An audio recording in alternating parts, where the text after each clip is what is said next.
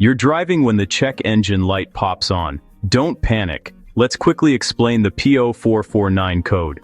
P0449 means there's an issue with your car's EVAP system, specifically the vent valve or its circuit. The problem could be the valve, wiring, connectors, or even the computer. Don't just swap parts. Watch to learn how to diagnose and fix it the right way. The P0449 code points to the vent valve circuit, but don't assume the solenoid is bad. The EVAP system is a network: hoses, valves, sensors. A leak or electrical fault anywhere can trigger the code.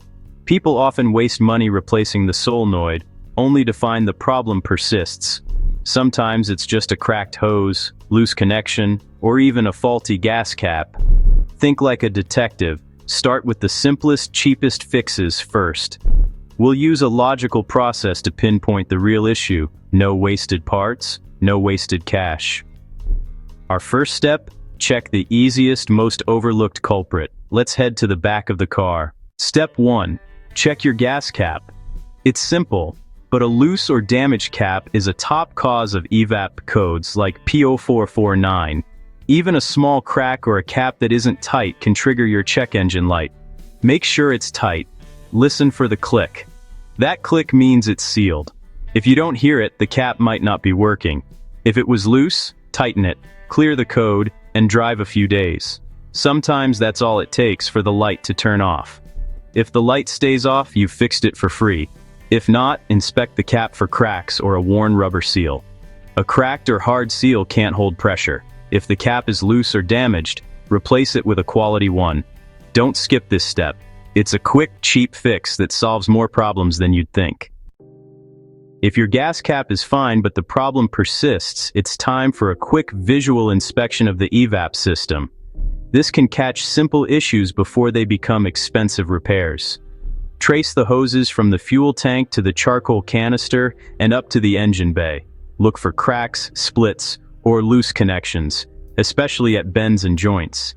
Even a small crack can cause a leak and trigger a check engine light. Check the charcoal canister for damage and inspect all connected hoses for brittleness or swelling. Wiggle hose ends. They should feel snug. Loose hoses or missing clamps can cause leaks. If everything checks out, you're ready for the next step: testing the system's valves. Next, let's check the purge valve. It can cause confusing symptoms even if the code points to the vent valve. Locate the purge valve in the engine bay. Disconnect the hose to the canister and try blowing through it with the engine off. You shouldn't be able to. If air passes, the valve is stuck open and needs replacing. For an electrical test, apply 12 volts to the valve's pins. You should hear a click. No click? The solenoid is likely dead. For a thorough test, use a vacuum pump. The valve should hold vacuum when closed and release it when powered. If it passes these tests, the purge valve is working. If not, replace it before moving on.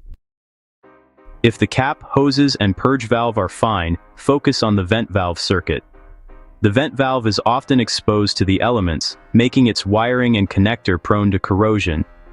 Disconnect the connector and inspect for corrosion or bent pins. Clean with contact cleaner if needed.